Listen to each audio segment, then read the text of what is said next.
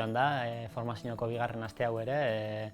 Bueno, batez ere saio asko eta formazio eta bizita asko ditugu aste honetan hedabideen arlokoak.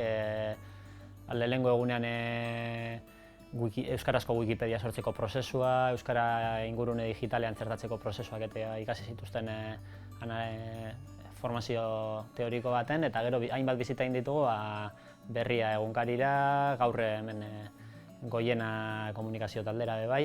Eta gero hortik aparte beste gai batzuk jorratzeko azti ere egonda, tartean estandarizazio prozesuaren eta terminologia berriaren gaia landu dute, TELP tailer bat jaso zuten aurreko egunean, bizitak eduki dituzte Martin Ugalde Kulturparkean, Gipuzkoako Foru Aldundian, besteak beste, eta bueno, esan dezakegu nahiko betea joan dela astea formazio programa osoa bezala.